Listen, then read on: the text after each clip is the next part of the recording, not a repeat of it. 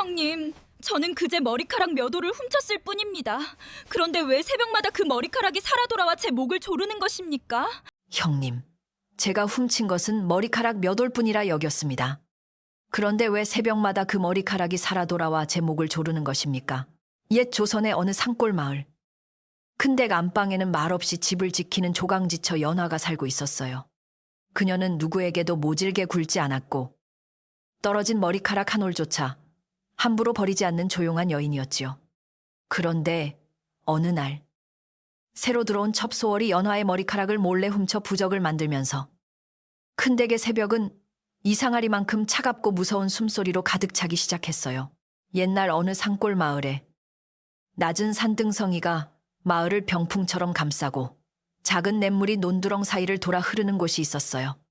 봄이면 살구꽃이 지붕 위로 흩날리고 여름이면 우물가에 물 젖는 소리가 하루 종일 맑게 울렸지요. 그 마을 끝에는 오래된 기와집 한 채가 있었는데 사람들은 그 집을 큰댁이라 불렀어요. 대문은 낡았으나 문설주는 반듯했고 마당 한가운데에는 오래된 감나무가 서 있었어요. 그 큰댁에는 연화라는 여인이 살고 있었어요. 연화는 말수가 적고 손끝이 단정하여 새벽닭이 울기 전이면 먼저 일어나 머리를 곱게 빗고 우물가로 나갔지요. 두레박이 물속으로 내려갈 때마다 찬 기운이 손등에 닿았지만 연화는 한 번도 얼굴을 찡그리지 않았어요. 물동이를 이고 돌아오면 부엌 아궁이에 불을 지피고 시어머니가 기침하기 전 따뜻한 숭늉부터 올렸어요. 큰댁은 넉넉하다 말하기에는 검소했고 가난하다 말하기에는 아직 기둥이 튼튼한 집이었어요. 장독대에는 해마다 담근 된장과 간장이 줄지어 있었고 뒤빗에는 작은 채마밭이 있어 파와 무가 계절마다 자랐지요. 연화는 그 모든 것을 조용히 돌보았어요. 장독 뚜껑에 먼지가 앉으면 마른 수건으로 닦고 마당에 낙엽이 떨어지면 해 뜨기 전 빗자루로 쓸었어요. 그녀에게 집은 밥을 먹는 곳만이 아니었어요. 연화의 남편 도유는 젊은 시절부터 장삭길을 자주 다녔어요. 남쪽 장터로 가면 보름을 넘기고 바닷가 고을로 가면 한 달 가까이 돌아오지 못하는 날도 있었지요. 연화는 그런 남편을 원망하지 않고 대문 가까운 방의 등잔을 늦게까지 밝혀두곤 했어요. 혹시라도 밤길에 남편이 돌아오면 집이 깨어 있다는 것을 알게 하려 했던 거예요. 시어머니는 그런 연화를 보며 늘 마음으로 고마워했어요. 하지만 기다림이 길어지면 사람의 마음도 모르는 사이에 얇아지는 법이었어요. 도유는 바깥 장터에서 만나는 사람들의 말에 자주 흔들렸고 큰댁 안에서 조용히 이어지는 하루의 고마움을 가끔 잊곤 했지요. 연화는 그것을 눈치챘지만 따져 묻지 않았어요. 다만 남편의 옷깃이 낯선 향을 품고 돌아오는 날이면 밤에 머리를 빗는 손이 조금 느려졌어요. 떨어진 머리카락도 그녀는 조용히 모아 종이에 싸두었어요. 그 무렵 큰댁 안방에는 병든 시어머니가 오래 누워 있었어요. 시어머니는 젊을 때 억세게 살림을 꾸렸던 사람이었으나 겨울을 2번 넘기며 무릎이 약해지고 기운이 빠졌지요. 연화는 아침마다 따뜻한 물로 손발을 닦아드리고 저녁이면 무릎에 헝겊을 데워 얹어주었어요. 시어머니가 미안해하며 너도 쉬어야지 하고 말하면 연화는 낮은 목소리로 어머니가 편히 주무시면 저도 편합니다 하고 대답했어요. 큰댁에는 만덕이라는 늙은 종복도 있었어요. 그는 젊은 시절 도윤의 아버지를 따라 산길과 장터를 오갔고 이제는 허리가 굽어 장작 패는 일보다 문단속을 더 많이 맡았지요.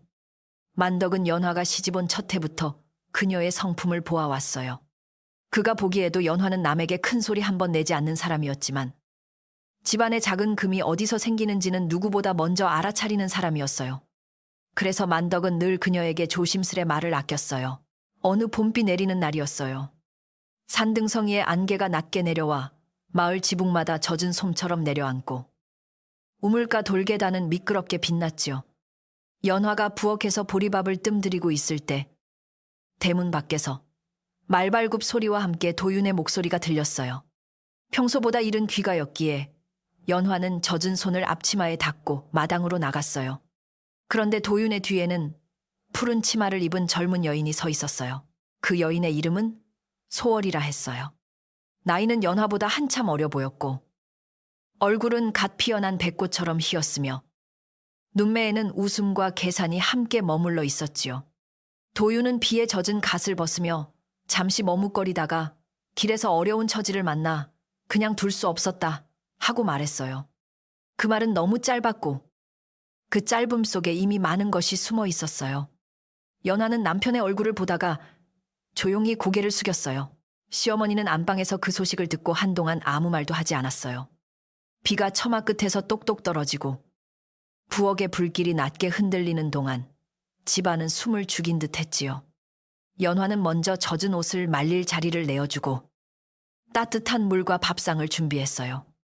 소월은 입술 끝으로 웃으며 형님께 폐가 많겠습니다 하고 말했지만 그 목소리에는 참으로 미안해하는 기색이 얇았어요.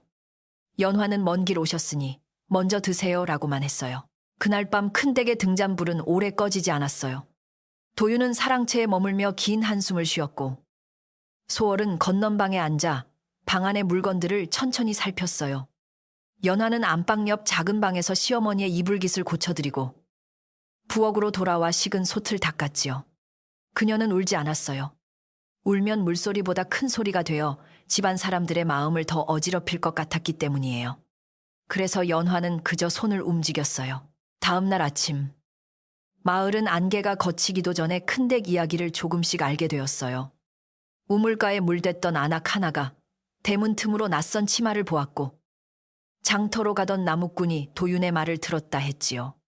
사람들은 대놓고 묻지 않았지만 빨래터의 방망이 소리 사이로 낮은 수군거림이 흘렀어요. 큰댁 안방마님이 저리 점잖은데 어찌 된 일일까? 누군가 그렇게 말하면 다른 이는 입술을 다물고 먼 산만 보았어요. 연화는 그런 말들이 바람처럼 집 안으로 들어오는 것을 느꼈어요. 그러나 그녀는 평소와 다르게 행동하지 않았어요.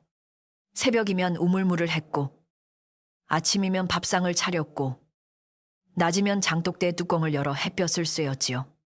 다만 소월이 마당을 지나갈 때마다 연화의 눈은 잠깐씩 멈추었어요. 소월은 이미 큰댁의 길을 익히는 듯 했어요. 우물까지 몇 걸음인지, 부엌 문고리가 어느 쪽으로 열리는지, 안방 햇살이 언제 드는지 살피고 있었어요. 처음 며칠 동안 소월은 공손한 척을 잘했어요. 시어머니 앞에서는 두 손을 모으고 앉아 제가 부족하니 많이 가르쳐 주세요 라고 말했고 도윤 앞에서는 목소리를 낮추어 이 집의 짐이 되고 싶지 않습니다 라고 했지요. 그러나 연화가 없는 곳에서는 달랐어요. 부엌에 들어와 숟가락 놓는 자리를 바꾸고 장독대 곁에 심어둔 팔을 마음대로 뽑았어요. 연화가 조용히 바라보면 소월은 웃으며 집안일을 배우려 한 것뿐입니다 라고 둘러댔어요. 연화가 가장 아끼는 것은 안방의 자리도 부엌의 열쇠도 아니었어요. 그녀가 두려워한 것은 집안의 숨결이 어긋나는 일이었지요. 예전에는 시어머니의 기침소리, 아궁이 타는 소리, 감나무 잎 흔들리는 소리가 서로 맞물려 하루를 만들었어요. 그런데 소월이 들어온 뒤로는 작은 그릇 부딪히는 소리도 날카롭게 들리고 남편의 발걸음도 어느 방 앞에서 멈추는지 신경 쓰이게 되었어요. 연화는 그 변화를 누구보다 먼저 알았어요. 어느 저녁, 연화는 부엌 뒤 작은 처마 밑에서 머리를 빗고 있었어요. 긴 머리카락은 검고 부드러웠지만 하루 종일 일한 끝이라 몇 올씩 빗살에 걸려 나왔지요. 연화는 떨어진 머리카락을 함부로 버리지 않고 늘 그렇듯 흰 종이에 감싸 빗접 아래 넣어두었어요. 어릴 적 어머니가 몸에서 난 것은 마음이 머문 흔적이니 아무데나 버리지 말아라 하고 일러준 말을 잊지 않았기 때문이에요. 그때 소월이 문가에 서 있었어요. 소월은 연화의 머리카락을 한참 바라보았어요. 그 눈빛은 부러움인지 미움인지 알 수 없었지요. 형님 머리는 참 곱습니다. 오래 빗으면 복도 같이 빗겨 내려오나 봅니다. 하고 소월이 말하자 연화는 빗을 내려놓고 복은 머리에서 나오는 것이 아니라 손이 닿는 곳에서 생기지요. 라고 대답했어요. 말은 부드러웠지만 소월의 입가가 잠시 굳었어요. 그날 이후 소월은 연화가 머리를 빗는 시간을 자주 엿보게 되었어요. 도윤은 두 여인 사이의 조용한 물결을 제대로 보지 못했어요. 그는 소월이 웃으며 술잔을 따를 때면 바깥 장터의 피로가 풀린다고 여겼고 연화가 말없이 밥상을 물릴 때면 그 침묵을 허락으로 착각했지요. 어느 날 시어머니가 집에 새 사람이 들었으면 오래 있던 사람의 마음부터 살펴야 한다고 하자 도윤은 고개를 숙였으나 깊이 새기지는 못했어요. 연화는 그 말을 듣고도 남편을 꾸짖지 않았어요. 그저 뜨거운 국그릇을 조심히 내려놓았어요. 큰댁의 마당에는 날마다 다른 빛이 들었어요. 비가 그친 뒤에는 흙냄새가 부드럽게 올라왔고 해가 뜨거운 날에는 장독대 그림자가 짧아졌어요. 연화는 그 빛을 따라 일했어요.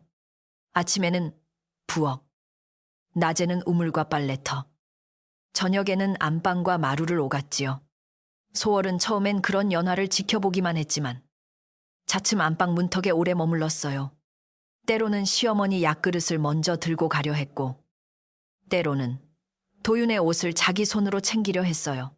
연화는 소월을 막지 않았지만 집안의 물건이 제자리를 잃는 것은 그냥 두지 않았어요.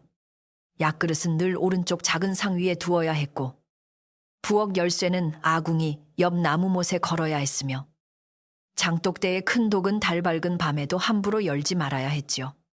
소월이 이렇게까지 정해둘 필요가 있습니까? 하고 웃으면 연화는 집이 오래 버틴 것은 작은 자리가 흔들리지 않았기 때문입니다. 하고 말했어요.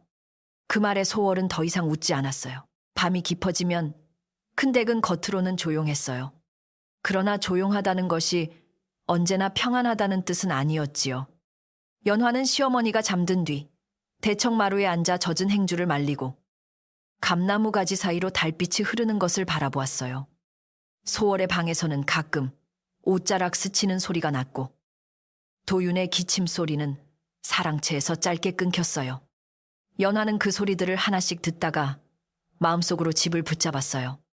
무너지지 말아라. 아직은 무너지지 말아라 하고요. 며칠 뒤 만덕이 연화에게 다가왔어요. 그는 장작을 쌓는 척하다가 부엌 뒤편으로 와 낮은 목소리로 말했어요. 마님, 집안에 새바람이 들 때는 문보다 사람의 손을 살피셔야 합니다. 연화가 놀라 그를 보자 만덕은 더 말하지 않고 장작끈을 고쳐 묶었어요. 그의 말은 길지 않았지만 오래된 나무 기둥처럼 묵직했지요. 연화는 그날부터 부엌과 빗접, 안방 서랍을 더 차분히 살피기 시작했어요. 소월은 하루가 갈수록 더 익숙하게 큰 댁을 걸어 다녔어요. 처음에는 손님처럼 조심하던 발끝이 어느새 주인처럼 소리를 냈고 마루 끝에 앉을 때도 연화가 앉던 자리를 스스럼 없이 차지했지요. 도윤 앞에서는 연화를 높이는 말을 했지만 그 말끝마다 가느다란 가시가 숨어 있었어요. 형님은 오래 이 집을 지켜 피곤하시겠어요. 이제 쉬셔도 되지 않겠습니까? 연화는 그 말을 듣고 잠시 손을 멈추었지만 이내 바늘을 다시 움직였어요. 마을 사람들은 큰댁 안의 변화를 조금씩 더 자세히 알게 되었어요.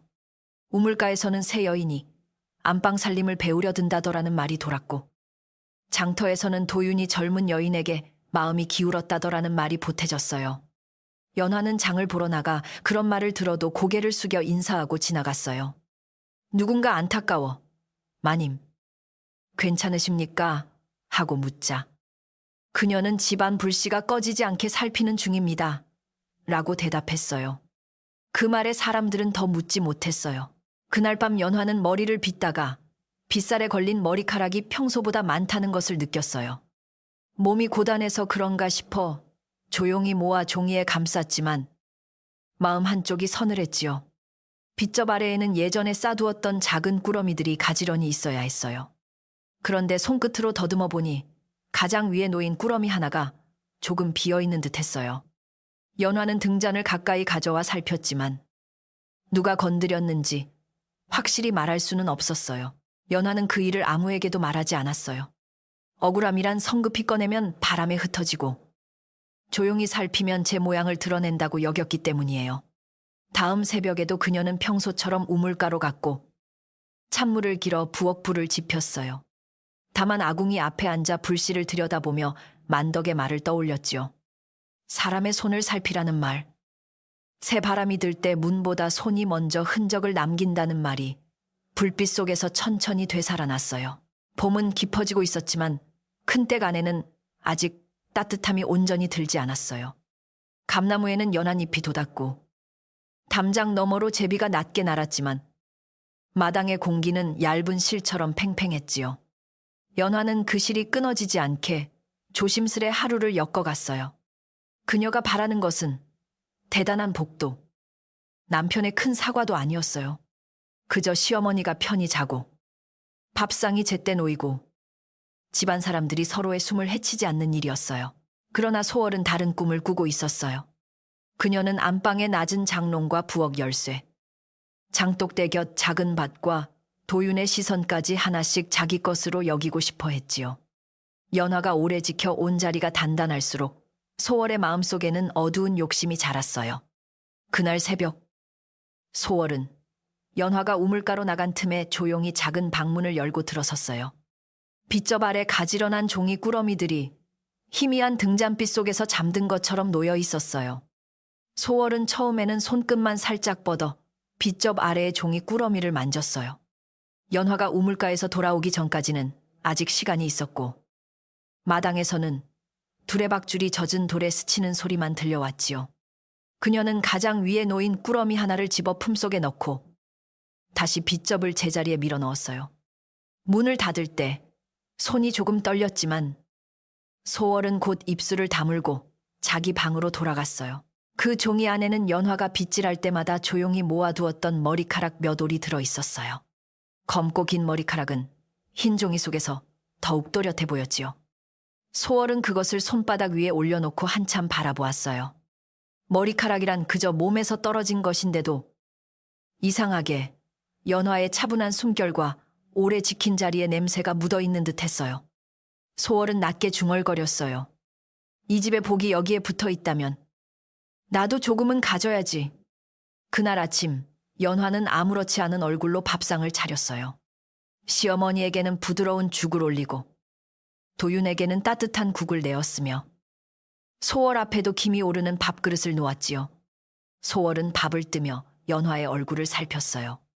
연화는 평소처럼 조용했고 그 조용함이 오히려 소월의 마음을 답답하게 만들었어요. 형님은 늘 얼굴빛이 변하지 않으십니다. 하고 소월이 말하자 연화는 밥상 앞에서는 마음도 낮추는 것이 좋지요. 라고 대답했어요. 소월은 그 말이 자신을 향한 꾸지람처럼 들려 속으로 이를 물었어요. 그녀는 도윤이 연화의 말에 잠시 고개를 드는 것을 보았고 그 짧은 눈길조차 견디기 어려웠지요. 밥상이 끝난 뒤 소월은 일부러 그릇을 들고 부엌으로 따라 들어갔어요. 그리고 연화가 닦아둔 숟가락을 다른 곳에 놓고 장독대에서 떠온 간장을 자기 입맛대로 작은 단지에 옮겼어요. 연화가 그것을 보고도 크게 말하지 않자 소월은 더 마음이 기울었어요. 그 뒤로 소월은 집안의 작은 질서를 하나씩 건드리기 시작했어요. 부엌 문 앞에 놓인 집신의 방향을 바꾸고 시어머니 약탈이는 시간을 늦추었으며 도윤의 옷을 연화가 개어둔 장에서 꺼내 자기 방 앞에 걸어두었지요. 겉으로 보면 실수라 할 만한 일들이었지만 매번 연화의 손길이 닿던 자리를 흐트러뜨리는 일이었어요. 연화는 조용히 바로잡았으나 그때마다 집안 공기는 조금씩 낯설게 식어갔어요. 소월은 마을 사람들의 귀도 가만두지 않았어요. 어느 날 빨래터에 나가 젖은 치마를 물에 담그며 낮은 목소리로 말했지요. 큰댁 형님은 오래 집을 지키셨지만 집안에 아이 울음이 없으니 어른들 마음도 허전하실 겁니다. 그 말은 빨래 방망이 소리 사이에 섞여 흘렀어요. 듣던 아낙 하나가 눈을 둥글게 뜨자 소월은 곧 부끄러운 척 웃으며 제가 괜한 말을 했나 봅니다 하고 입을 가렸어요. 말이란 물보다 빠르게 낮은 곳으로 흘러가는 법이었어요. 저녁 무렵에는 우물가에서 그 이야기가 다시 나왔고 다음 장날에는 장터 콩전 파는 노파까지 큰댁 안방 이야기를 알게 되었지요. 사람들은 연화를 아끼는 마음에 함부로 말하지 않으려 했지만 소월이 흘린 말은 작은 가시처럼 여기저기 걸렸어요. 아이 없는 집은 후사가 걱정이라더라. 누군가 그렇게 말하면 다른 이는 그래도 연화마님 같은 이는 드물지 하고 대꾸했어요. 연화는 그 소문을 뒤늦게 들었어요. 우물가에서 물을 했던 젊은 아낙이 말을 삼키다 못해 마님. 요즘 마을에 못된 말이 돕니다. 마음 상하지 마세요. 하고 귀띔했지요. 연화는 두레박줄을 천천히 감으며 잠시 눈을 내리깔았어요. 그러고는 말은 바람 같아서 붙잡으면 손만 시립니다. 다만 어디서 불어오는지는 살펴야겠지요. 라고 대답했어요. 젊은 안학은 그 말에 더 미안해져 고개를 숙였어요. 집으로 돌아온 연화는 부엌에 물동이를 내려놓고 빗접을 다시 살폈어요. 이번에는 분명히 알 수 있었어요. 흰종이 꾸러미 하나가 없어졌고 그 아래의 꾸러미도 조금 흐트러져 있었지요. 연화는 손끝으로 빈자리를 만지다가 조용히 눈을 감았어요. 누군가 자기 몸에서 떨어진 것을 가져갔다는 생각에 등줄기가 차가워졌지만 그녀는 소리를 내지 않았어요. 지금은 화를 낼 때가 아니라 더 깊이 살필 때라고 생각했어요. 그날 밤 소월은 부엌 뒤 헛간으로 숨어 들어갔어요. 헛간에는 오래된 멍석과 낡은 지게, 겨울에 쓰다 남은 집단이 쌓여 있었지요. 소월은 품속에서 연화의 머리카락을 꺼내고 장터에서 몰래 얻어온 누런 종이 한 장을 펼쳤어요. 종이에는 서툰 붓자국과 알아보기 힘든 검은 무늬가 그려져 있었어요. 길에서 만난 떠돌이 여인이 남의 머리카락은 남의 자리를 흔드는 끈이 된다고 했던 말이 떠올랐어요. 소월은 검은 실로 머리카락을 묶어 그 종이에 붙였어요. 손이 떨려 매듭이 자꾸 풀렸지만 욕심은 떨림보다 강했지요. 그녀는 낮게 속삭였어요. 안방의 문턱이 내 발을 알아보게 해주세요.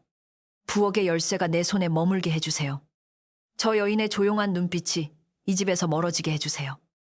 헛간 밖에서는 봄밤에 벌레 소리가 들렸고 감나무 가지가 바람에 천천히 흔들렸어요. 그때 부엌문 근처를 지나던 만덕이 헛간 쪽에서 희미한 인기척을 들었어요. 그는 늙었으나 귀가 아직 밝았고 집안의 밤소리를 오래 들어온 사람이었지요. 만덕은 다가가려다 멈추었어요. 사람을 바로 몰아세우면 숨은 일이 더 깊이 숨어들 수 있다고 여겼기 때문이에요. 그는 지게 옆에 떨어진 검은 실 조각만 조용히 집어들고 아무 말 없이 자기 거처로 돌아갔어요. 그 실은 달빛 아래서 이상하게 서늘했어요. 다음 날 새벽, 연화는 머리를 빗으며 더 많은 머리카락이 빠지는 것을 보았어요.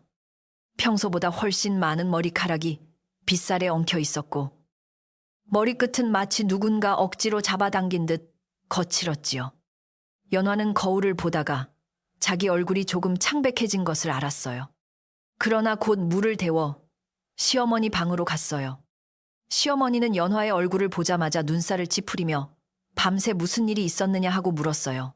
연화는 처음에는 별일 아닙니다 하고 대답했지만 시어머니의 눈을 피할 수 없었어요.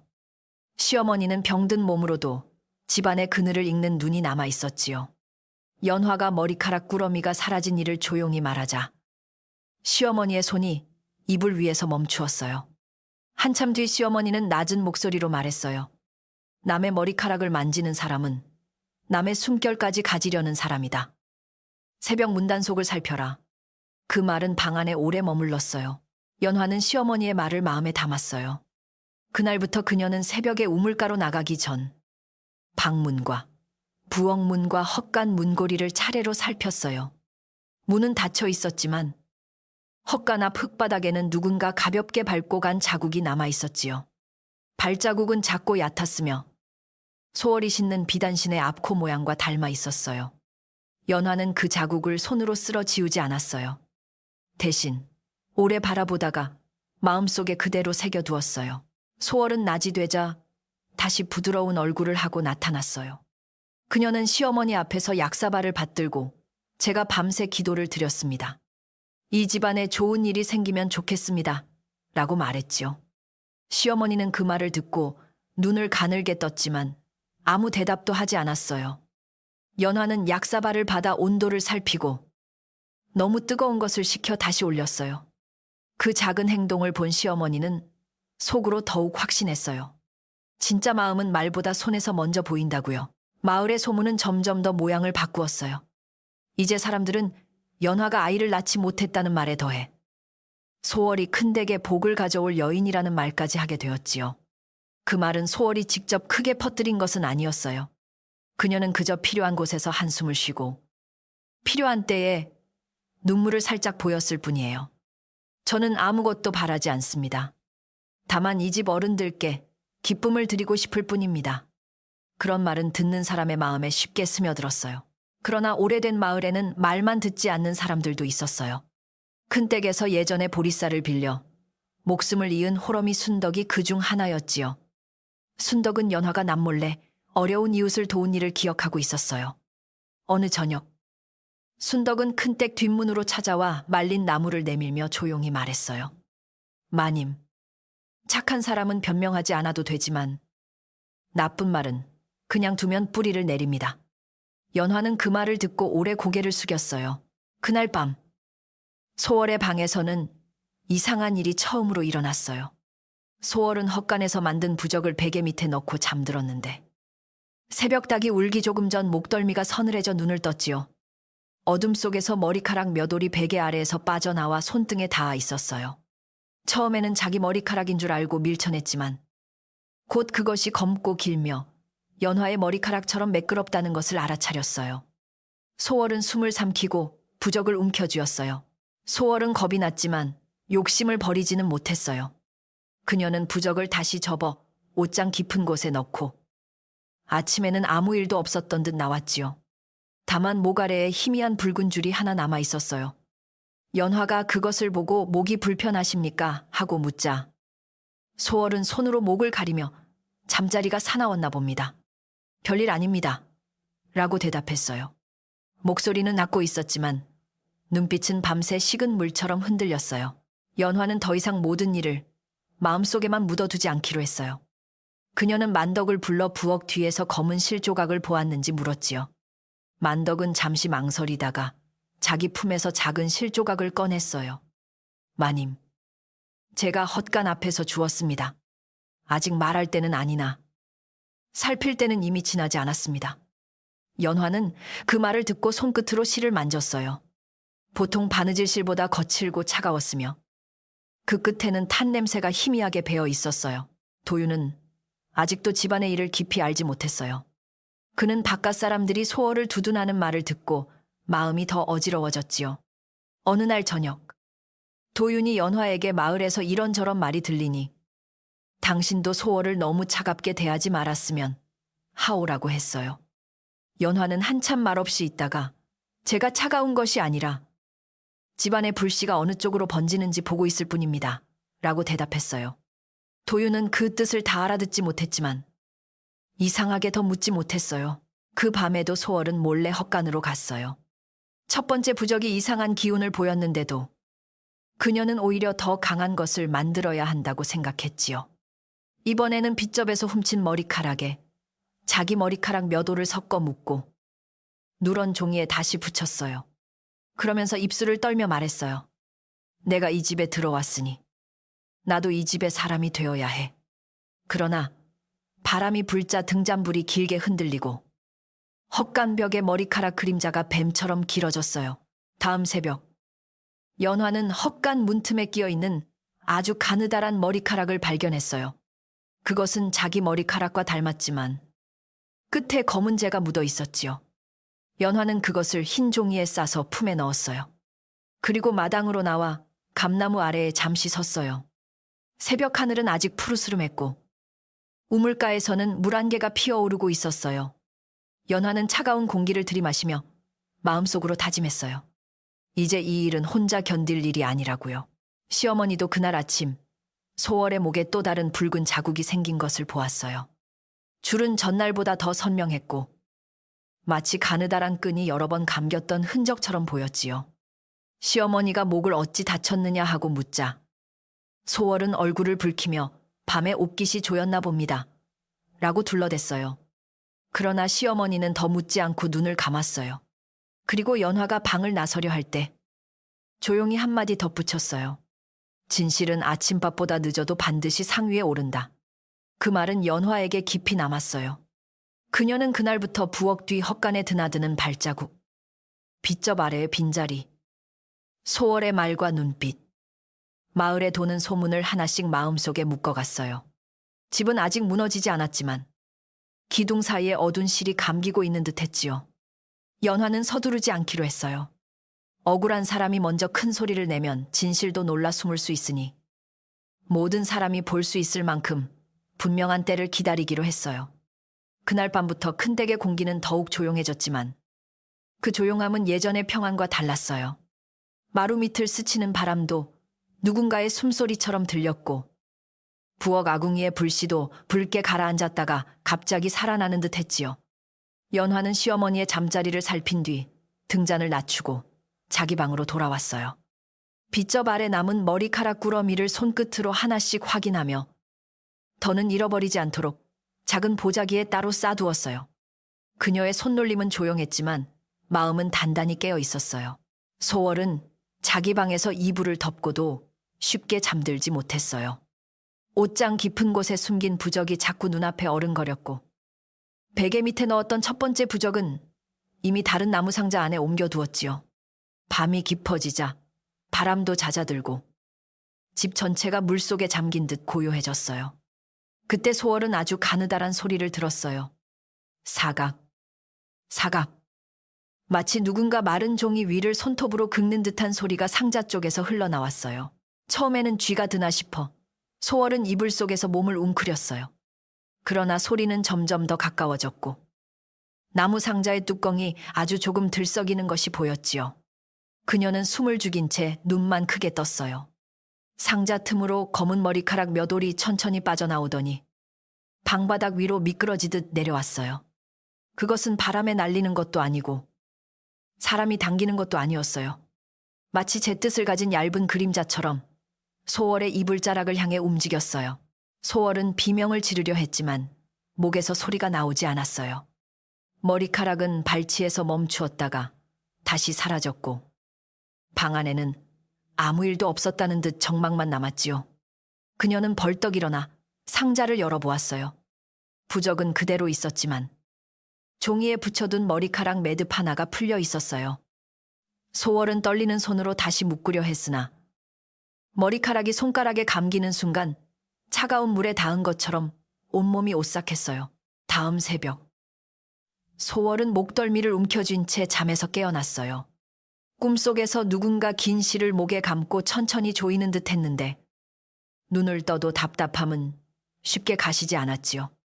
창문 틈으로 푸른 새벽빛이 들어오고 멀리서 닭 울음소리가 들렸어요. 그녀는 거울 앞에 앉아 목을 살폈어요. 어제보다 더 짙은 붉은 줄이 둘러져 있었고 줄의 모양은 단순한 옷깃 자국이 아니었어요. 얇은 머리카락, 여러 올이 겹쳐 감긴 듯 했어요. 소월은 급히 분가루를 발라 자국을 가리려 했어요. 그러나 분은 붉은 선 위에서 이상하게 들뜨고 아무리 두드려도 선명한 줄이 희미해지지 않았지요. 아침상을 차리는 동안 그녀는 목을 높은 깃으로 감추었고 도윤의 눈길을 피하려 애썼어요. 연화는 그 모습을 보았지만 묻지 않았어요. 대신 소월이 앉은 자리 앞에 따뜻한 국을 조용히 놓아주었어요. 그 따뜻함이 소월에게는 꾸중보다 더 견디기 어려웠어요. 시어머니는 약사발을 들다가 소월의 목깃을 오래 바라보았어요. 병든 눈빛이었지만 흐려지지 않은 눈이었지요. 새벽마다 방안이 춥더냐 하고 시어머니가 묻자 소월은 숟가락을 놓칠 뻔했어요. 그녀는 급히 웃으며 제가 잠을 험하게 자서 그렇습니다. 라고 대답했어요. 시어머니는 더 캐묻지 않았어요. 다만 연화가 죽그릇을 치우려 할 때 찬바람은 문틈으로만 들지 않는다 라고 한마디 했어요. 그 말에 방 안의 공기가 잠시 멈춘 듯 했어요. 그날 낮 연화는 부엌 뒤 헛간을 다시 살폈어요. 햇살이 기울기 전이라 헛간 안에는 먼지가 부드럽게 떠 있었고 낡은 지게와 멍석 사이로 작은 틈들이 보였지요. 연화는 손으로 집단을 조금씩 들어 올리다가 바닥에 눌어붙은 누런 종이 조각 하나를 찾아냈어요. 그 종이에는 검게 탄 가장자리와 가느다란 머리카락이 붙어 있었어요. 글자처럼 보이는 붓자국도 있었지만 너무 서툴고 흐려 아무도 읽을 수 없을 만큼 어지러웠어요. 연화는 그것을 품에 넣고 바로 나오지 않았어요. 헛간 한쪽에 무릎을 낮추고 흙바닥을 더듬어 보니 검은 실 한 가닥과 재가 묻은 작은 매듭도 나왔지요. 그녀는 그 모든 것을 흰 천에 조심히 싸두었어요.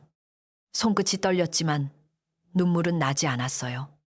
누군가 자신을 미워했다는 사실보다 그 미움이 집안의 어두운 곳을 타고 시어머니의 방과 부엌까지 스며든 것이 더 마음 아팠기 때문이에요. 연화가 헛간에서 나올 때 만덕이 장작더미 옆에 서 있었어요. 그는 이미 많은 것을 짐작한 얼굴이었지만 먼저 묻지 않았지요. 연화가 흰 천을 살짝 보여주자 만덕은 깊은 주름 사이로 긴 한숨을 내쉬었어요. 마님, 도둑 맞은 것이 머리카락뿐이면 되찾을 수 있으나 집의 믿음이 도둑 맞으면 여러 사람이 함께 밝혀야 합니다. 그의 말은 낮고 느렸고 연화는 그제야 혼자 품고 있던 무게가 조금 나누어진 듯했어요. 그날 저녁 무렵 빨래터에서는 소월의 목에 난 자국 이야기가 돌기 시작했어요. 어린 계집종 하나가 우물가에서 물을 깼다 소월의 목기달에 붉은 선을 보았고 그것이 장터로 가는 길목까지 흘러갔지요. 새댁이 밤마다 악몽을 꾼다더라. 큰댁 헛간에서 이상한 냄새가 난다더라. 말은 조금씩 불어나고 모양을 바꾸었어요. 그러나 이번에는 연화를 탓하는 소리보다 소월이 무언가 숨기는 것 같다는 조심스러운 말이 더 많았어요. 연화는 마을 말이 바뀌는 것을 들었지만 그것에 기대지 않았어요. 소문은 오늘 이쪽으로 불다가도 내일 저쪽으로 불 수 있는 바람이었기 때문이에요. 그녀가 믿을 수 있는 것은 손에 쥔 종이 조각과 검은 실, 그리고 사라진 머리카락 꾸러미의 빈자리였어요. 그날 밤 연화는 시어머니에게 모든 것을 보여드렸어요. 시어머니는 한참 동안 말없이 그것을 들여다보다가 마른 손으로 연화의 손등을 덮었어요. 시어머니는 젊은 시절 여러 집안일을 겪은 사람이었어요. 사람의 욕심이 밥그릇에서 시작해 안방 문턱으로 올라가는 것을 본 적도 있었고 작은 거짓말이 집안을 몇 해나 어둡게 만든 것도 보았지요. 그녀는 조용히 숨을 고르고 말했어요. 네가 먼저 미워하지 말거라. 미움은 밝히는 눈까지 흐리게 한다. 연화는 그 말을 듣고 고개를 숙였어요. 소월을 벌주고 싶다는 마음보다 모두가 진실을 보고 더는 흔들리지 않게 해야 한다는 마음이 커졌어요. 한편 소월은 점점 더 초조해졌어요. 부적을 없애버리려 해도 손이 가지 않았고 그대로 두려 해도 새벽마다 목을 감는 꿈이 더 선명해졌지요. 그녀는 밤마다 옷장 앞에 앉아 머리카락 매듭을 다시 묶고 종이를 접어 더 깊이 숨겼어요. 그러나 숨기면 숨길수록 머리카락은 더 쉽게 풀렸어요. 어느 밤에는 상자 안에서 나온 머리카락이 방바닥을 건너 문지방까지 길게 뻗어 있었고 소월은 그걸 보고 한동안 숨을 쉬지 못했어요. 그 새벽에는 소월의 목을 조이는 기운이 가장 심했어요. 그녀는 꿈속에서 연화의 뒷모습을 보았어요. 연화는 우물가에 서서 물을 թ고 있었고 길고 검은 머리카락이 바람도 없는데 천천히 흘러내렸지요. 소월이 도망치려 하자 그 머리카락이 물줄기처럼 길어져 발목과 손목, 목을 감았어요. 그녀가 겨우 눈을 떴을 때는 방안이 어둡고 실제로 목 주위에 머리카락 몇 올이 젖은 실처럼 붙어 있었어요. 소월은 그것을 떼어내며 낮게 흐느꼈어요. 그러나 울음소리가 밖으로 새지 않게 이불을 입에 물었지요. 그녀는 아직도 잘못을 인정하기보다 들키지 않을 길을 먼저 찾고 있었어요. 날이 밝자 그녀는 옷장 속 부적 2장을 꺼내 부엌 아궁이에 태우려 했어요. 하지만 연화가 이미 부엌에 있었고 아궁이 불을 살피며 고개를 들었지요. 소월은 깜짝 놀라 품속에 종이를 숨겼고 연화는 그 손짓을 조용히 보았어요. 연화는 아무 일도 묻지 않고 물을 끓였어요. 솥뚜껑 사이로 김이 오르고 부엌에는 나무 타는 냄새가 부드럽게 퍼졌지요. 소월은 그 앞에서 어색하게 서 있다가 형님은 새벽마다 참 부지런하십니다. 라고 말했어요. 연화는 불길을 바라본 채 새벽은 어두운 것이 드러나기 전 마지막으로 숨는 때라서 더 살펴야 합니다. 라고 대답했어요. 소월은 그 말을 듣고 얼굴이 하얘졌지만 곧 억지로 웃으며 부엌을 빠져나갔어요. 그날 낮에 만덕은 마을 어른인 덕보 노인을 찾아갔어요. 덕보 노인은 예전부터 큰댁의 혼례와 장례를 모두 지켜본 사람이라 그 집안의 오래된 사정을 잘 알고 있었지요. 만덕은 모든 일을 떠벌리지 않고 그저 집안에서 이상한 물건이 나오고 새 여인의 목에 새벽마다 붉은 자국이 남는다고만 말했어요. 덕보 노인은 담뱃대를 내려놓고 사람 많은 자리에서 밝히되 먼저 마음을 다치게 하는 말부터 막아야 한다라고 했어요. 만덕은 그 말을 연화에게 전했어요. 연화는 고개를 끄덕였지만 곧바로 사람을 모으지는 않았어요. 아직 소월의 품속에 숨긴 마지막 부적이 남아있다는 것을 느꼈기 때문이에요. 그것이 나오지 않으면 소월은 끝까지 모른다고 할 것이고 도윤도 마음 한쪽에서 의심을 남길 수 있었지요. 연화는 서두르지 않고 소월이 스스로 더 큰 흔적을 남길 때까지 기다리기로 했어요. 기다림은 고통스러웠지만 이번 기다림은 전과 달리 힘이 있었어요. 도윤은 그 사이 점점 불안해졌어요. 마을에서 들리는 말이 예전과 달라졌고 집안에서도 소월이 밤마다 잠을 설친 흔적이 보였기 때문이에요. 그는 연화에게 다가와 요즘 집안이 왜 이리 싸늘한지 모르겠소 라고 말했어요. 연화는 한참 남편을 바라보다가 싸늘함은 하늘에서 내려온 것이 아닙니다. 누군가 따뜻한 자리를 제 것으로 만들려다 불씨를 흩뜨렸기 때문입니다 라고 했어요. 도윤은 그제야 자기 앞에 일이 단순한 다툼이 아님을 어렴풋이 느꼈어요. 그날 밤 연화는 자기 방문을 조금 열어두고 기다렸어요. 등잔불은 일부러 아주 낮게 줄였고 빗접 아래에는 비어 보이는 종이 꾸러미 하나를 남겨두었지요. 그것은 소월의 손길을 확인하기 위한 마지막 자리였어요. 밖에서는 바람이 감나무 잎을 스치고 멀리 개 짖는 소리가 낮게 울렸어요. 한밤중이 되자 복도 쪽에서 아주 조심스러운 발소리가 들렸어요. 발소리는 연화의 방 앞에서 멈추었다가 다시 문틈 가까이 다가왔어요. 소월은 숨을 죽이고 방 안을 들여다보았어요. 연화가 잠든 듯 고요히 누워있는 것을 확인하자 그녀는 문을 아주 조금 열고 들어왔지요. 손끝은 빗접으로 향했고 빈 꾸러미를 찾는 움직임은 망설임 없이 익숙했어요. 그 순간 연화는 눈을 떴지만 몸을 일으키지 않았어요. 소월은 종이를 품에 넣고 나가려 했고 연화는 낮은 목소리로 그것으로 무엇을 하시려 합니까? 라고 물었어요. 소월은 돌처럼 굳어 아무 말도 하지 못했어요. 잠시 뒤 소월은 억지로 웃으며 형님 방에 떨어진 먼지를 치우려 했습니다. 라고 말했어요. 그러나 그 말은 너무 가볍고 어두웠지요. 연화는 천천히 몸을 일으켜 앉았어요. 먼지는 손에 묻지만 남의 머리카락은 마음에 묻습니다. 라고 그녀가 말하자 소월의 눈빛이 흔들렸어요. 소월은 더 버티지 못하고 방을 빠져나가려 했지만 문 밖에는 만덕이 서 있었어요. 만덕은 그녀를 붙잡지 않고 조용히 비켜섰어요. 그 침묵이 오히려 소월을 더 몰아붙였어요. 소월은 자기 방으로 돌아와 마지막 부적을 품에 숨겼어요. 이제 일이 커질 것을 알면서도 그녀는 그것을 버리지 못했지요. 그 부적은 자기 욕심의 증거이자 안방을 차지하고 싶었던 마음의 그림자였어요. 새벽닭이 울기 직전 이번에는 머리카락이 옷장 안에서 한꺼번에 풀려나왔어요. 소월은 목을 감싸쥔 채 무릎을 꿇었고 거울 속 자기 얼굴이 낯선 사람처럼 보였어요. 그녀의 목에는 붉은 줄이 여러 겹 선명하게 떠올랐어요. 그 소리를 들은 계집종이 놀라 문 밖까지 왔다가 방 안에서 흐느끼는 소월의 숨소리를 들었어요. 아침이 되기도 전에 그 이야기는 부엌으로, 우물가로, 대문 밖까지 번졌지요. 연화는 더 기다리지 않기로 했어요. 그녀는 시어머니와 만덕에게 흰 천에 싸둔 종이 조각과 검은 실, 재 묻은 머리카락을 보여주고 도윤에게도 조용히 사람을 모으겠다고 말했어요. 도윤은 얼굴이 창백해졌지만 이번에는 말리지 못했어요. 연화는 마당 한가운데 장독대 앞에 작은 자리를 마련했어요. 장독대는 집안의 장맛을 지키는 곳이었고 오래된 감나무 그늘이 내려와 많은 사람이 보기에 알맞은 자리였지요. 그녀는 덕보 노인과 가까운 이웃 몇 사람, 우물가에서 소문을 들은 안악 둘을 조심스레 불렀어요.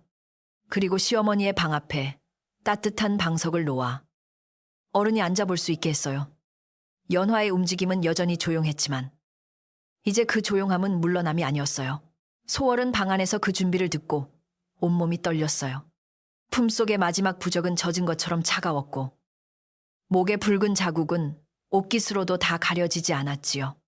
그녀는 달아날까 생각했지만 대문 밖에는 이미 만덕이 빗자루를 들고 마당을 쓸고 있었어요. 붙잡으려는 모습은 아니었으나 오래된 집이 더는 그녀의 거짓을 밖으로 곱게 내보내지 않겠다는 듯 했어요. 소월은 그제야 자신이 훔친 것이 머리카락이 아니라 제 발목을 묶을 어둠이었다는 것을 조금씩 깨달았어요. 새벽빛이 장독대 위로 희미하게 번질 때 사람들은 하나둘 마당에 모였어요. 닭울음은 멀어지고 아궁이에서는 아침불이 낮게 타올랐지요. 연화는 흰 천을 두 손으로 받쳐들고 장독대 앞에 섰어요.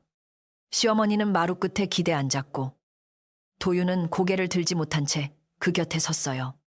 만덕은 마지막으로 마당을 둘러보고 낮은 목소리로 말했어요. 숨기려는 것은 밤에 자라나지만 밝히려는 마음 앞에서는 새벽 이슬처럼 사라집니다. 장독대 앞에 모인 사람들은 누구도 먼저 큰 소리를 내지 않았어요. 새벽빛은 아직 묽었고 감나무 잎 끝에는 밤이 남긴 이슬이 작게 매달려 있었지요.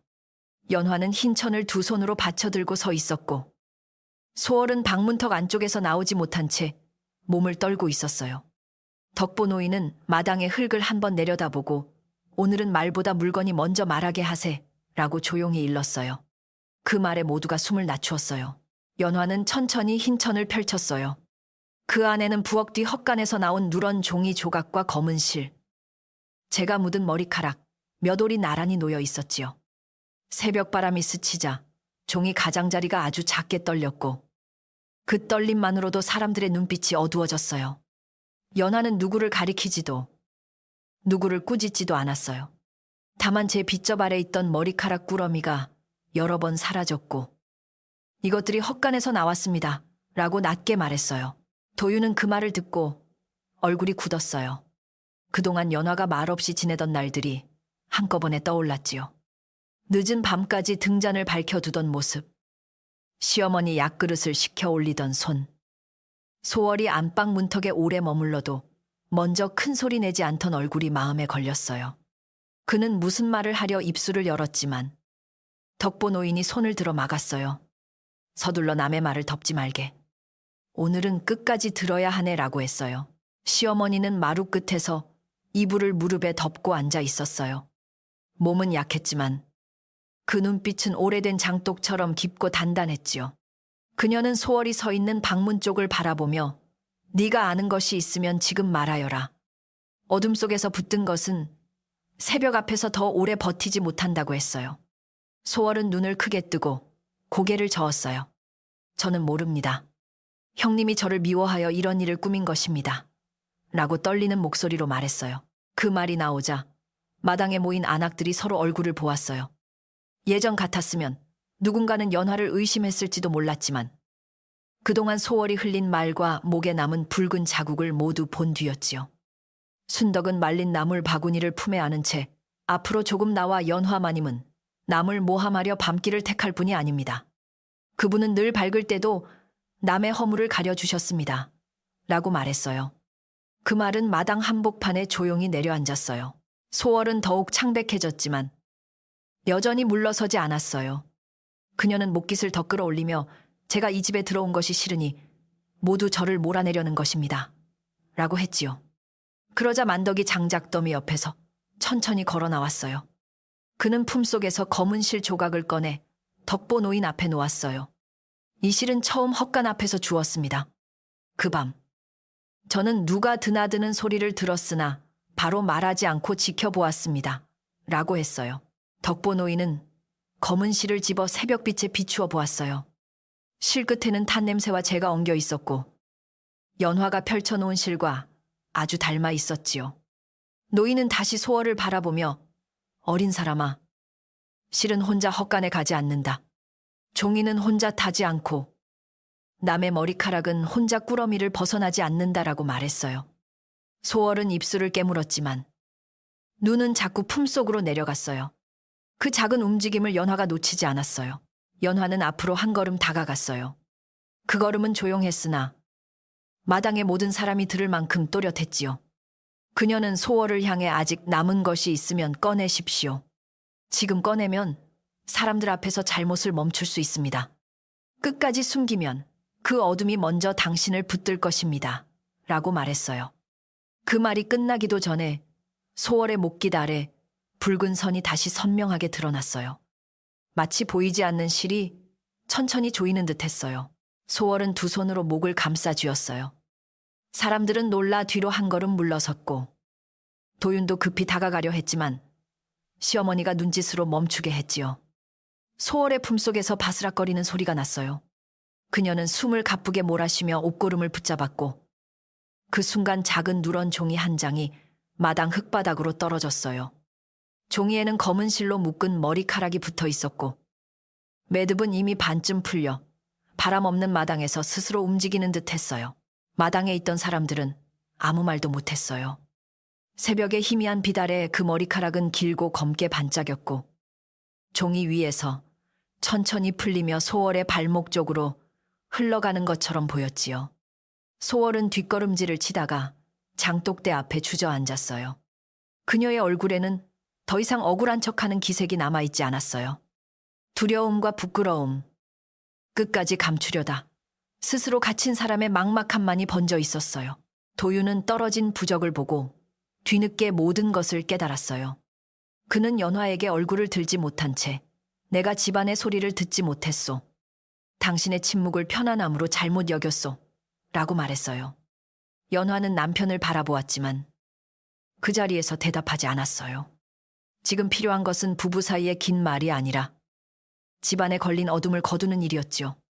그녀는 시어머니 쪽으로 고개를 돌렸고 시어머니는 작게 끄덕이며 물을 가져오라 했어요. 연화는 부엌으로 들어가 따뜻한 물 한 사발을 떠왔어요. 그녀가 소월에게 그것을 건네자 사람들은 또 한 번 놀랐어요.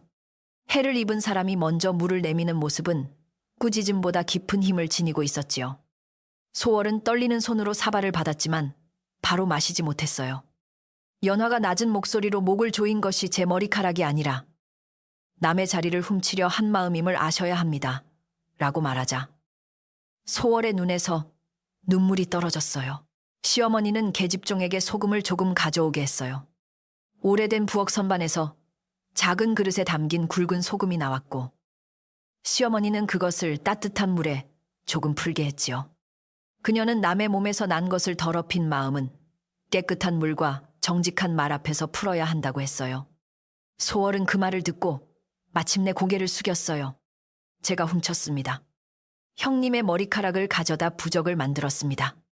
안방을 빼앗고 싶었습니다. 라고 울며 말했어요. 그 고백이 끝나자 마당의 긴장도 조금씩 달라졌어요. 누군가는 한숨을 쉬었고 누군가는 소월을 안타깝게 바라보았지만 누구도 그녀를 두둔하지 않았어요. 덕보 노인은 고개를 끄덕이며 잘못을 말한 입은 아직 사람의 길로 돌아올 수 있다. 그러나 그 잘못의 자리에 계속 앉을 수는 없다고 했어요. 소월은 눈물을 닦지도 못한 채 땅만 보았어요. 그녀는 더 이상 큰댁 안에서 자기 자리를 주장할 수 없다는 것을 알고 있었어요. 만덕은 아궁이에 새 장작을 넣어 불을 살렸어요. 아직 아침밥을 짓기 전이라 부엌의 불은 작았지만 마른 솔가지가 들어가자 붉은 빛이 부드럽게 살아났지요. 연화는 흰 종이를 새로 가져와 부적에 붙은 머리카락과 헛간에서 나온 머리카락, 검은 실과 종이 조각을 모두 조심히 싸기 시작했어요. 그녀는 한 올도 함부로 흩뜨리지 않았어요. 그것이 자기 몸에서 떨어진 것이기도 했고 집안의 어두운 마음을 묶은 흔적이기도 했기 때문이에요. 소월은 연화가 그 머리카락을 다루는 모습을 보며 더 크게 울었어요. 자신은 그것을 욕심의 끈으로 여겼지만 연화는 마지막까지 함부로 하지 않았지요. 연화는 싸놓은 종이를 시어머니 앞에 가져갔고 시어머니는 그것을 두 손으로 잠시 받쳐들었어요.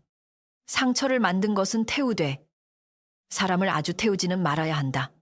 그러나 잘못이 머물던 방은 비워야 한다라고 그녀가 말했어요.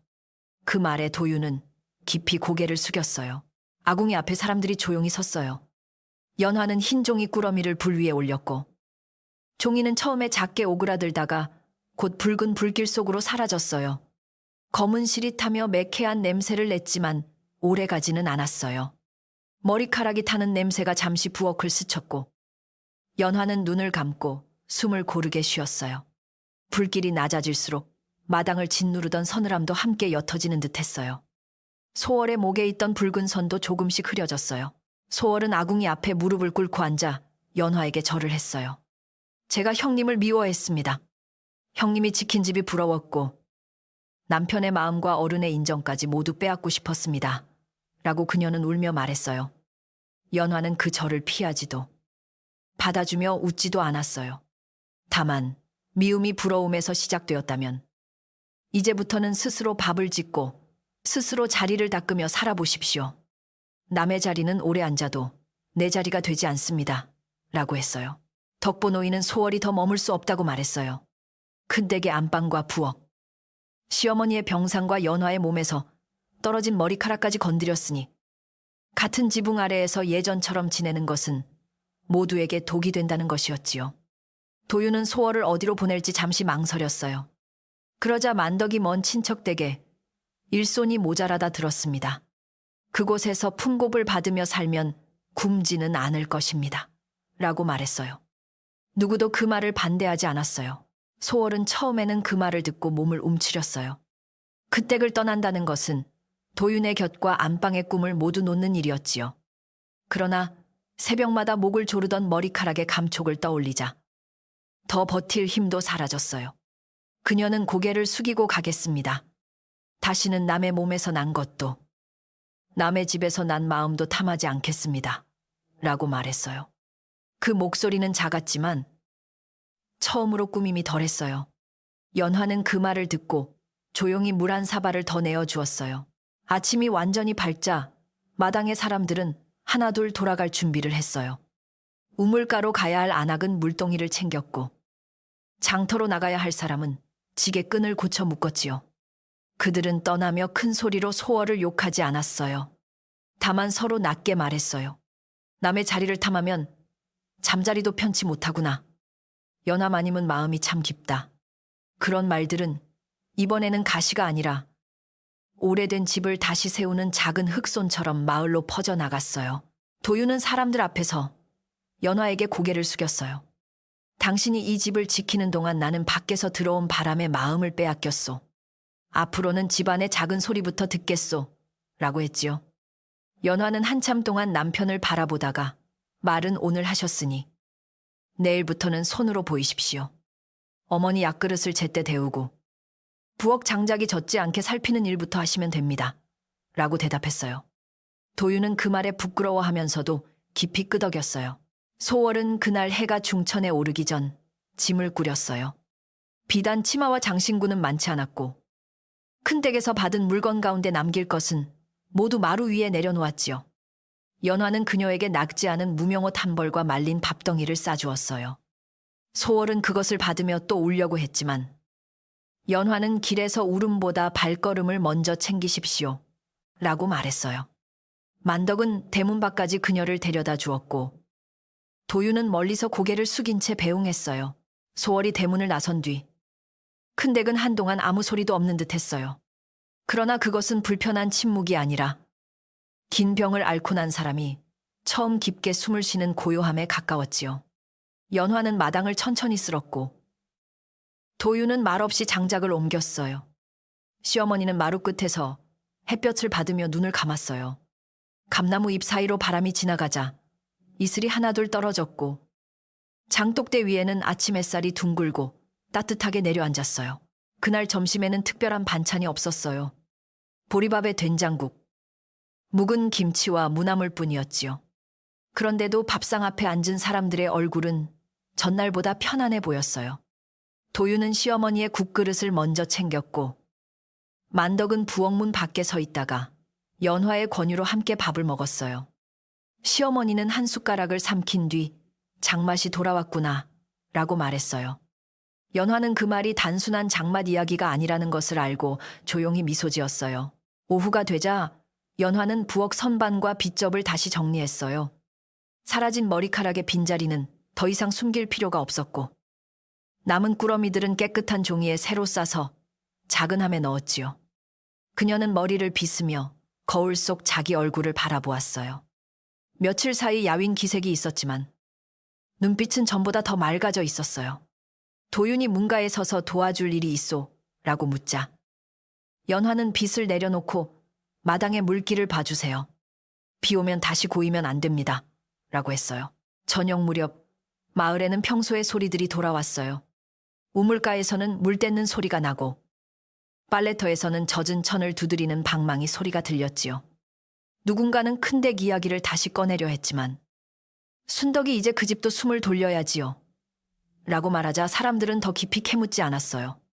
소문은 그날 이후 날카로운 칼이 아니라 조심스러운 교훈처럼 남았어요.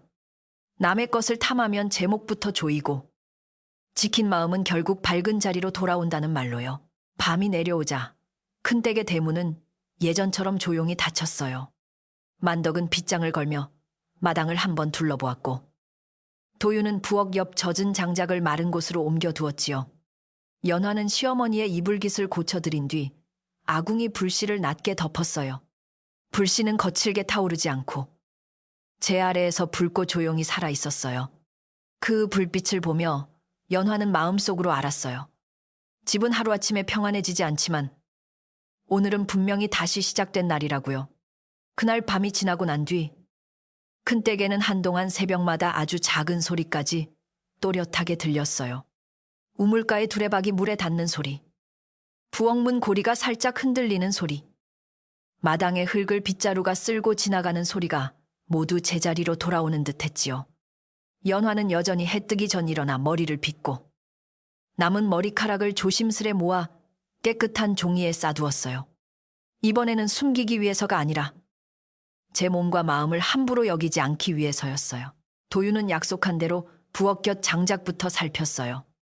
예전에는 아침밥이 제때 차려지는 것을 당연히 여겼지만 이제는 젖은 장작 하나가 불을 더디게 하고 늦은 불 하나가 어머니의 약사발을 식게 만든다는 것을 조금씩 알게 되었지요.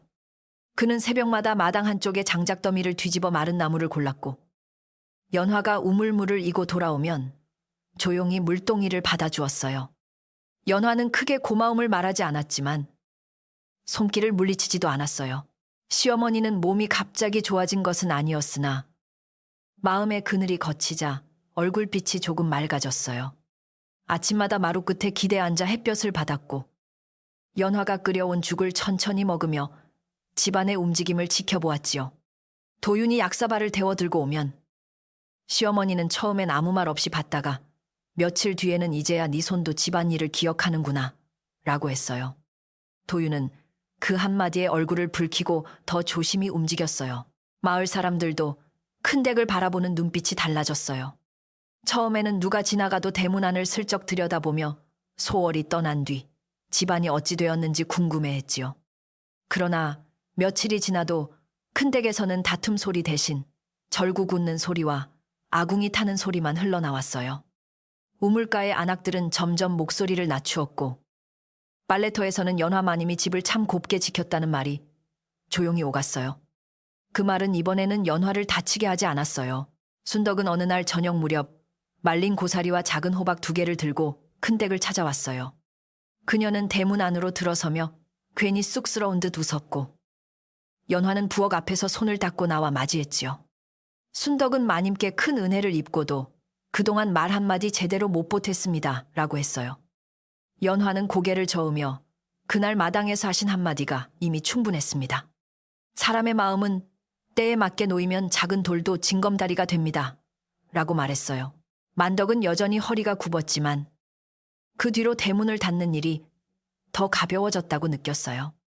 전에는 밤마다 어디선가 어두운 실이 마당을 감고 있는 듯 했는데 이제는 빗장을 걸면 집이 조용히 숨을 거두었다가 아침에 다시 숨을 쉬는 것 같았지요. 그는 감나무 아래 낡은 평상에 앉아 연화가 마당을 쓰는 모습을 바라보다가 말했어요. 마님, 오래 지킨 집은 사람을 알아봅니다. 연화는 빗자루를 멈추고 조용히 미소 지었어요.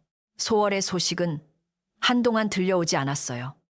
만덕이 말한 먼 친척 집은 산 너머 작은 고을에 있었고 그곳에서는 배를 짜고 바티를 거둘 사람이 필요하다고 했지요. 어느 장날 장터를 다녀온 나무꾼이 소월을 보았다며 말했어요. 비단치마 대신 무명치마를 입고 손에 물집이 잡힌 채 말없이 콩을 고르고 있었다고요.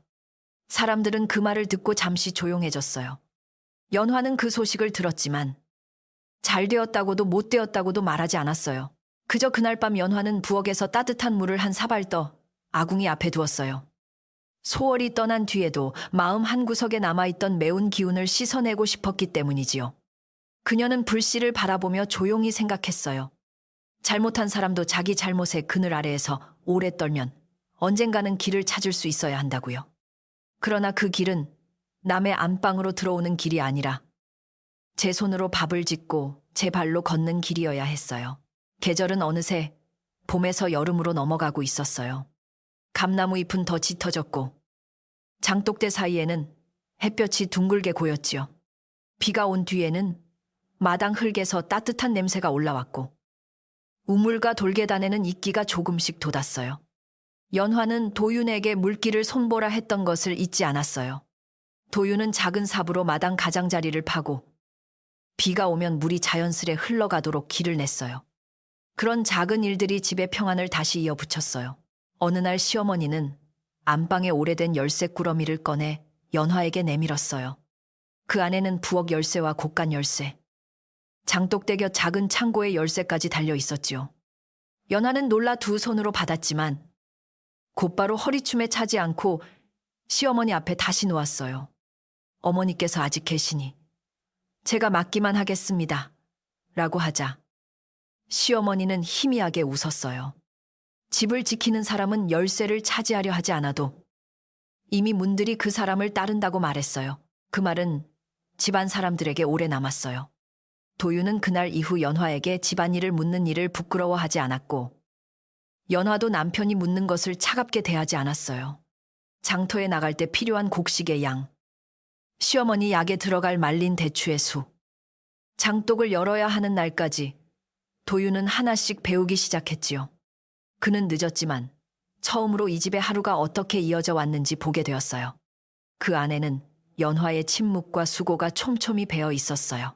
가을이 가까워지자 큰댁 뒷뱃의 작은 밭에서는 무잎이 넓게 퍼지고 팥꽃이 하얗게 피었어요.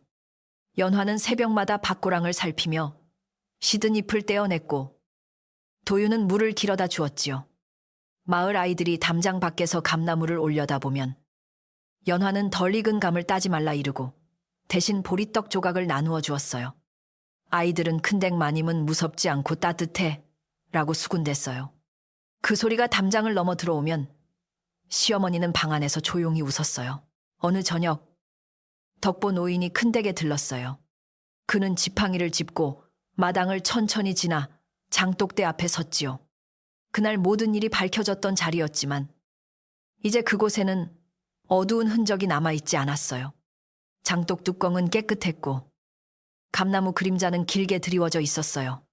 노인은 연화에게 그날 그대가 먼저 소리를 높였다면 사람들은 싸움만 보았을 것이네. 그대가 끝까지 차분했기에 진실이 제 얼굴로 나왔지 라고 말했어요. 연화는 덕보 노인에게 차를 내어드렸어요. 보리차는 뜨겁지 않게 식어 있었고 작은 나무상 위에는 말린 밤과 무나물이 함께 놓였지요. 연화는 저도 마음이 흔들리지 않은 것은 아닙니다. 다만 제가 흔들리면 어머니 방과 부엌 불씨까지 흔들릴 것 같았습니다. 라고 했어요. 덕보 노인은 천천히 고개를 끄덕였어요. 집을 지키는 이는 기둥처럼 서 있지만 사실은 바람을 제일 먼저 맞는 사람이지. 그 말에 연화의 눈빛이 잠시 젖었어요. 그 뒤로 마을에는 큰댁 이야기가 무서운 이야기만으로 남지 않았어요. 아이들은 밤에 머리카락을 함부로 버리면 안 된다는 말보다 남의 것을 탐내면 제 마음이 먼저 얽힌다는 말을 더 많이 들었지요. 안악들은 빨래터에서 남의 집 사정을 말하려다도 한 번씩 입을 다물었어요. 누군가 말도 실처럼 엉키면 풀기 어렵다고 하면 다른 이는 고개를 끄덕였어요. 연화의 이름은 시끄러운 소문이 아니라 조용한 본보기처럼 마을에 남았어요. 소월에게서 처음으로 짧은 소식이 온 것은 늦가을이었어요. 먼 친척집을 오가는 장사꾼이 도윤에게 작은 보자기 하나를 전했지요.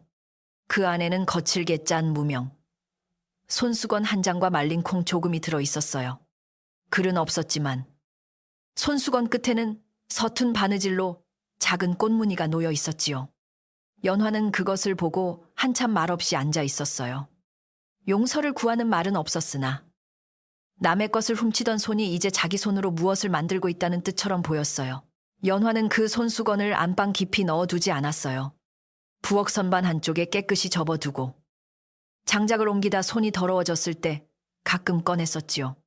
도윤이 그것을 보고 그 물건을 쓰는 것이 불편하지 않소? 라고 묻자 연화는 잠시 생각하다가 대답했어요. 상처는 숨기기만 하면 됐고 쓰임을 찾으면 조금씩 마릅니다.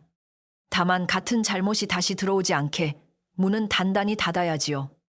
도윤은 그 말을 오래 마음에 새겼어요. 그해 첫서리가 내리기 전날 큰 댁에서는 작은 저녁상이 차려졌어요. 특별한 잔치라 이름 붙이지는 않았지만 시어머니가 오랜만에 입맛이 돈다 했고 도윤이 장터에서 싱싱한 생선을 사왔으며 순덕과 만덕도 함께 앉게 되었지요. 연화는 무를 얇게 썰어 나물을 만들고 된장을 풀어 국을 끓였어요.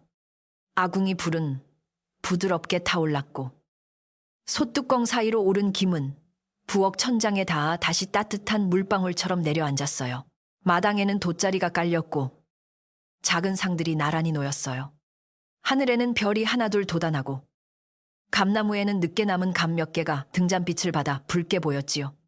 시어머니는 두꺼운 겉옷을 걸치고 마루 끝에 앉았고 연화는 따뜻한 밥을 먼저 어른 앞에 올렸어요. 도윤은 구운 생선에 가시를 발라 시어머니 그릇에 놓았고 만덕은 어색해하면서도 함께 숟가락을 들었어요. 순덕은 이런 밥상은 오래 기억에 남겠습니다. 라고 말했어요. 그 밥상에는 큰 고기가 많지도 귀한 술이 놓이지도 않았어요. 그러나 함께 앉은 사람들의 마음이 서로를 밀어내지 않았기 때문에 밥 한 숟가락마다 이상하게 따뜻했지요. 시어머니는 된장국을 천천히 떠먹고 집안 장맛은 사람 마음을 따라간다더니 오늘은 참 순하다라고 했어요. 만덕은 고개를 숙이며 웃었고 도윤은 연화 쪽을 바라보았어요. 연화는 그 시선을 피하지 않았지만 자랑스럽게 받지도 않았어요. 그저 조용히 밥을 나누었어요. 식사가 끝난 뒤 연화는 마당 한쪽에 놓인 물동이로 그릇을 헹구었어요. 도윤이 옆에서 마른 수건을 들고 기다렸고 순덕은 남은 나물을 작은 그릇에 덜어 시어머니 내일 아침 반찬으로 따로 두었지요. 만덕은 대문 빗장을 확인하고 돌아와 감나무 아래에 앉았어요.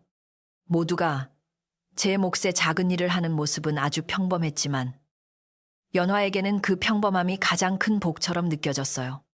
한때 흔들리던 집이 다시 자기 박자를 찾고 있었어요. 밤이 깊어지자 사람들은 하나둘 방으로 들어갔어요. 순덕은 대문 앞에서 연화의 손을 잡고 마님, 이제는 조금 쉬십시오 라고 했어요. 연화는 웃으며 쉬는 것도 집안일처럼 배워야 하나 봅니다 라고 대답했지요. 순덕이 돌아간 뒤 만덕도 자기 거처로 향했고 도윤은 마당에 남은 불씨를 살피러 부엌으로 갔어요. 시어머니는 안방에서 벌써 고른 숨을 쉬고 있었어요. 큰댁은 오래간만에 누구의 눈치를 보지 않는 밤을 맞이했어요. 연화는 마지막으로 우물가에 다녀왔어요. 달빛이 물 위에 희미하게 떠 있었고 두레박줄은 차분히 젖어 있었지요. 그녀는 물을 떼지 않고 잠시 우물 속을 바라보았어요. 물속에는 자신의 얼굴과 감나무 그림자, 낮은 지붕의 선이 함께 비쳤어요. 예전에는 그 얼굴이 늘 기다림에 지쳐 있었지만 이제는 피곤함 속에서도 단단한 평온이 담겨 있었어요. 연화는 손끝으로 머리카락을 정리하고 떨어진 한 올을 조심히 손바닥에 올렸어요. 그녀는 그 머리카락을 바람에 흩어버리지 않았어요. 작은 종이에 싸서 품에 넣고 천천히 방으로 돌아왔지요. 머리카락은 누군가의 욕심에 붙들리면 목을 조르는 끈이 되지만 스스로를 아끼는 마음 안에 있으면 그저 살아온 날의 조용한 흔적일 뿐이었어요. 연화는 등잔불을 낮추고 빗을 제자리에 두었어요. 문 밖에서는 도윤이 부엌문을 닫는 소리가 들렸고 그 소리는 예전보다 조심스럽고 믿음직했어요. 잠자리에 들기 전 도윤은 연화에게 조용히 말했어요. 당신에게 미안하다는 말도 부족하오. 앞으로는 매일의 일로 갚겠소. 연화는 이불깃을 정리하다가 잠시 멈추었어요. 바깥의 바람은 처마 끝을 스치고 방 안의 등잔불은 노랗게 흔들렸지요. 그녀는 남편을 바라보며 낮게 대답했어요. 말이 부족할 때는 하루를 바르게 살면 됩니다. 집은 하루씩 다시 세워지는 것이니까요. 도윤은 그 말을 듣고 오래 고개를 숙였어요. 그 밤, 연화는 꿈을 꾸지 않았어요. 새벽마다 목을 조르던 어두운 소리도, 헛간에서 종이가 긁히던 서늘한 기척도 더는 들리지 않았지요. 대신 멀리서 냇물이 흐르는 소리와 감나무 잎이 가볍게 흔들리는 소리만 들렸어요. 안방에서는 시어머니의 숨이 고르게 이어졌고 부엌의 아궁이에는 제 아래 작은 불씨가 조용히 남아 있었어요. 연화는 눈을 감은 채 그 모든 소리를 들으며 이 집이 다시 살아있음을 느꼈어요. 먼 훗날에도 마을 사람들은 큰댁의 일을 가끔 떠올렸어요. 그러나 그 이야기를 할 때마다 끝은 무서움보다 따뜻함으로 기울었지요. 남의 머리카락으로 부적을 만들던 여인은 결국 자기 욕심에 목이 졸렸고, 오래 참고 집을 지킨 조강지처는 다시 제자리를 찾았다고요. 하지만 연화는 자신이 이겼다고 생각하지 않았어요. 그저 집이 무너지지 않았고, 사람의 마음이 완전히 검어지기 전에 멈출 수 있었으니 다행이라고 여겼어요. 그리고 어느 고요한 밤, 연화는 시어머니의 이불을 덮어드리고 마루에 잠시 앉았어요. 하늘에는 달이 밝고 장독대는 은은한 빛을 받아 둥글게 잠들어 있었지요. 도유는 부엌의 마지막 불씨를 덮고 있었고, 만덕은 대문 곁에서 가벼운 코를 골고 있었어요. 연화는 낮게 숨을 내쉬며 혼잣말처럼 말했어요. 집은 기둥으로 서는 것이 아니라 서로를 해치지 않으려는 마음으로 서는 것이지요. 그 말과 함께 큰댁의 밤은 아주 깊고 따뜻하게 가라앉았어요. 소월이 큰댁을 떠난 뒤 세 번째 겨울이 찾아왔을 때였어요. 산 너머 작은 고을에서 낯선 장사꾼 하나가 큰댁 대문 앞에 멈춰 섰지요. 그의 손에는 거칠지만 정성스럽게 접힌 무명 보자기가 들려 있었어요. 보자기 안에는 겨울 목도리 한 장과 짧은 편지가 들어 있었는데, 그 편지에는 삐뚤지만 또박또박한 글씨로 이렇게 적혀 있었어요. 연화 형님, 저는 이제 남의 머리카락을 탐하지 않고 제 손으로 실을 잡고 천을 짭니다. 그날 제 목을 조른 것은 귀신이 아니라 제 욕심이었습니다. 늦었지만 따뜻한 겨울을 보내시길 바랍니다. 연화는 그 편지를 한참 동안 바라보다가 말없이 목도리를 손등 위에 올려보았어요. 무명실은 거칠었지만 매듭마다 오래 참고 뉘우친 사람의 시간이 묻어있는 듯했지요. 도유는 조심스럽게 그 물건을 받을 생각이요? 하고 물었어요. 연화는 창밖에 눈 내리는 마당을 바라보다가 낮게 대답했어요. 사람의 잘못은 잊지 않아야 하지만 사람이 다시 살아보려는 손길까지 밀어낼 필요는 없겠지요. 그날 밤, 연화는 그 목도리를 시어머니의 무릎 위에 덮어드렸어요. 시어머니는 목도리를 손끝으로 만지며 오래 눈을 감고 있었어요. 그리고 아주 작은 목소리로 말했지요. 이제야 그 아이도 남의 자리가 아니라 제 자리를 짜기 시작했구나. 부엌에서는 된장국 냄새가 은근히 퍼지고 아궁이 속 불씨는 겨울밤을 부드럽게 밝히고 있었어요. 연화는 편지를 접어 작은 함에 넣었어요. 그 함 안에는 예전처럼 머리카락 꾸러미도 있었지만 이제 그것들은 두려움의 흔적이 아니라 집을 지나간 아픈 계절의 기억이 되었어요.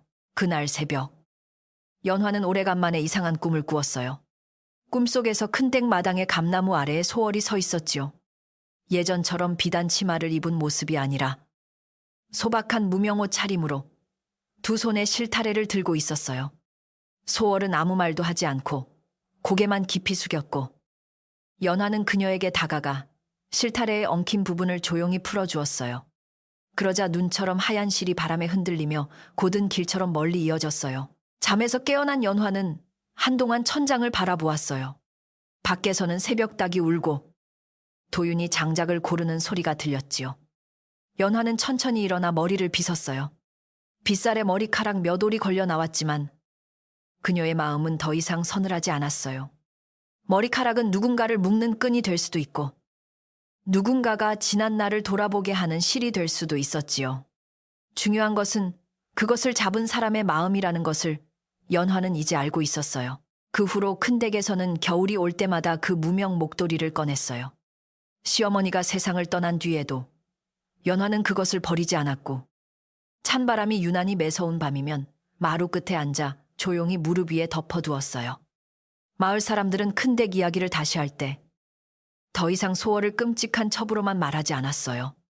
욕심이 사람을 조를 수 있지만 뉘우침은 그 매듭을 조금씩 풀 수도 있다고 말했지요.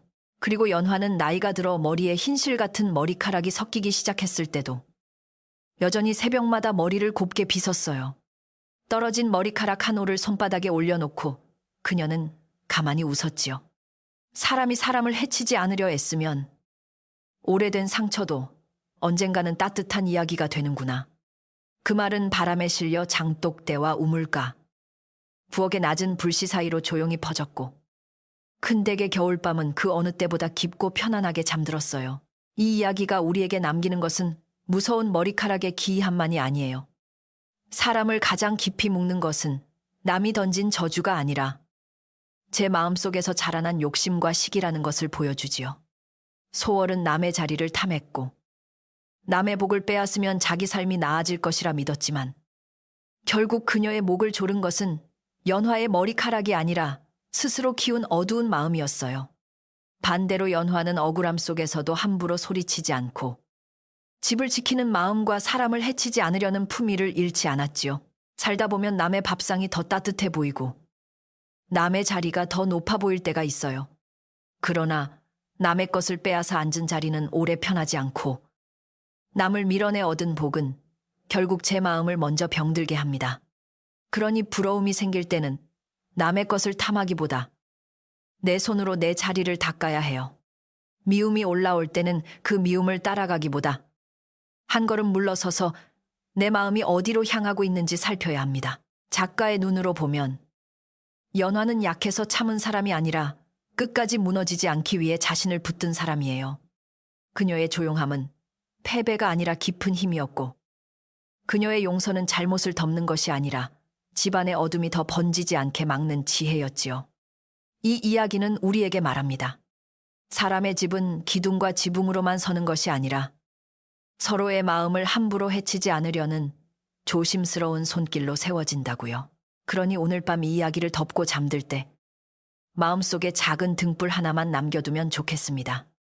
남을 부러워하되 빼앗으려 하지 말고 억울한 일을 만나도 나 자신을 잃지 말며 오래 지켜온 선한 마음을 가볍게 버리지 말라는 등불 말이에요. 결국 사람을 편히 잠들게 하는 것은 남보다 높은 자리가 아니라 내 마음이 부끄럽지 않은 하루입니다.